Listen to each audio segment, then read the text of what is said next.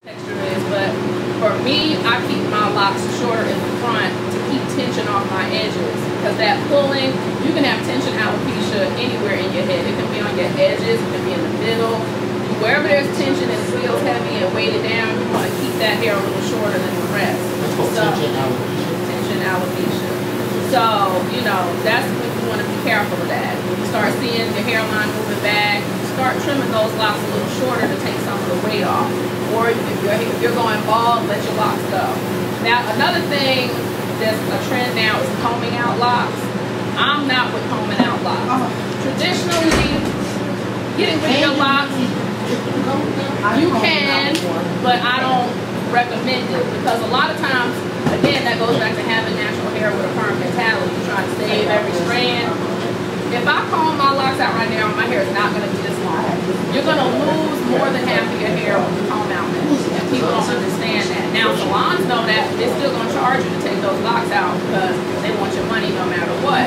So you have to find a good stylist in a salon or out of a salon that's going to really respect your hair and not just be about the money, because at the end of the day, if I'm letting you walk around with my work on your head, that's a reflection of me. So I don't want to just say, oh yeah, give me your money, and then you're looking all crazy after I get your hair. So I don't do the comb out method. If you come to me and you want to get rid of your locks, I'm not going to help you do that. I put locks in, I don't take them out. So you have to find somebody else to help you take them out. And even when they do, I just recommend just cutting them off and starting over. Because some lock traditionalists will say, well, I'm getting rid of my locks because of the energy that built up in them and I want a fresh start. Right, so my thing is, if you're getting rid of the energy, combing them out, not going to do that. You still got the same hair on your head, so just cut it off and start over. So, you know, we have a almost sick attachment to our hair and not wanting to cut it, but it will grow back. Like, that's another thing, trimming it, it will grow. Like, even with locks, people think, oh, you trim your locks, it's not going to grow, but people consider it dead hair. But trust me when I tell you, trimming locks, they will also grow longer, because something about trimming that hair, just a fresh start, it just grows like weeds. So, and another thing about the tension thing is I tend to keep my locks about waist length. I've had my locks for like 16 years now, so really they should be to my knee or almost my ankle, but I keep them a certain length to keep the weight off my neck and keep myself comfortable, because I have closed my hair in the car door because it was too long. You know, sit on it. I hate sitting on my hair, so I keep it a functional length, because I just go to the gym. You know, I want to be able to be functional with my hair, but you know, other people, they don't care. They don't care if they're sitting on their locks. They don't care if it's small. Like my father, for instance, his locks is his knees, and he loves it. He's not moved by it at all. He loves it.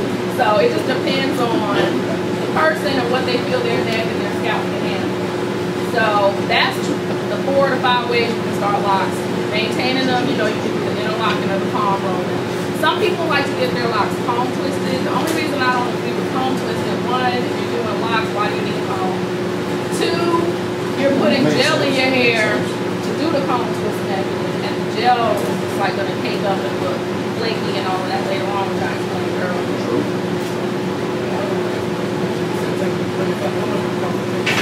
It depends on the stylist. You know, some stylists will charge you upwards of $300 to $500 to comb locks out.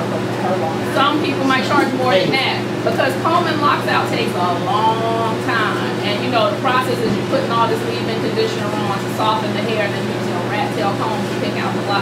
It's a whole day process, so it's definitely not a $50 job. You are cheating yourself if you charge somebody $50 for that. So, you know, some people charge lock extension methods. That's another way to start locks today, lock extensions. And lock extensions, for me, I used to be so anti-lock extensions. I used to do a real lock extensions. That's blasphemy. But anyway, I'd rather somebody have lock extensions than fry their hair out. So the lock extension method is just like putting a braid extension in sometimes. You see people put the braid extension in. The only difference is with the lock extensions is you wrap hair around the braid. So it ends up looking like you already had a lock extension. They have like an adhesive, a special adhesive to put the hair, keep the hair wrapped. Should not. If anybody's using adhesive, that's what they've been doing. If somebody comes to you talking about I do lock extensions and they're using glue or weave glue or any type of adhesive, run. Lock extensions can be done with just your hands and some hair. It should not require any adhesive to do lock extensions. Your method should be so tight that you don't have to have any help from an adhesive of any kind to put the lock extension. They're a great method these days of starting locks, because some people, you know, So they do work in corporate America, and unfortunately your hair does have to look a certain way. And so lock extensions are a neater version of locks for some people. So the key to lock extensions though is you're not supposed to keep them in indefinitely. They're supposed to be a tool to help you start your locks. So you will put the lock extension in, and as your own hair grows out into locks, you will gradually trim the lock extension out. So eventually it's just your hair, there's no more extension. They are only supposed to be a tool. They're not supposed to be just in there like, you know, an indefinite sew-in or something like that.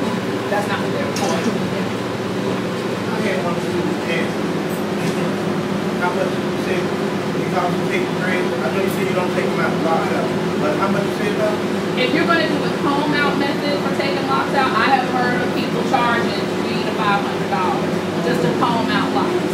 Because it's the same as if you were doing lock extensions. It's an all-day process most of the time. So when you're doing lock extensions, most salons from Atlanta to New York to wherever, they charge you $1 per inch, which really comes out to $100 per inch. Because everybody has about 100 locks on their head. So say you're getting 3-inch lock extensions done, that's going to be $300 plus the cost of hair, because you're not including the hair in your price. So whatever hair you use is in addition to how many inches you use. So if I do 5-inch lock extensions in your hair, that's $500 plus the cost of whatever hair I put in there. So it's the same with taking locks out. If your locks are as long as mine, you're coming out of at least $2 grand when you stand there and rat tail. How much hair you lose? You lose about half of your hair. So is that, are you talking about that? Just straight now. Straight now. Have you ever experienced a hair nap backing up, or the shampoo on it, or navigating and it backs up? Yeah. And that's kind of the same technique you use instead of taking out locks? When you use a rat tail comb to pick it out. It starts at the end. You start at the end and you just work your way up the lock until you get to the root where it's loose already. But a lot of stylists, when they're doing the whole combing out the locks process, they'll automatically cut half of your hair off before they even start taking the locks out, because it's just less hair for them to have to pick out. So when you go in, they're telling you automatically losing half of your hair, because I'm not picking 14 inches of locks out. I'll pick 7 inches of locks out, but not 14. So it's all about what that stylist wants to charge you, what they feel like they're doing. It's not cheap. So that's why I tell a lot of people, if you want to get rid of your locks, just cut them and start over. Another way you can get rid of locks is to let them grow out. And when your hair, like some people I've seen, they have locks, they'll have this much grow at the root, but they'll have locks on the end, and what they'll do is they'll just keep combing and brushing and, you know, working with their new growth as if there was no lock on the end, and they'll wear their locks like pulled back in a ponytail. So all you'll see is all of this in a ponytail. You won't know that it's not locked. You'll just see locks coming out of a ponytail. So once they get enough new growth to actually wear out in a row like this, they'll cut the locks off the end. So that's another way to take your locks out without losing a whole lot of hair and shocking yourself by going bald right away. Because some people can't handle just shaving it all off.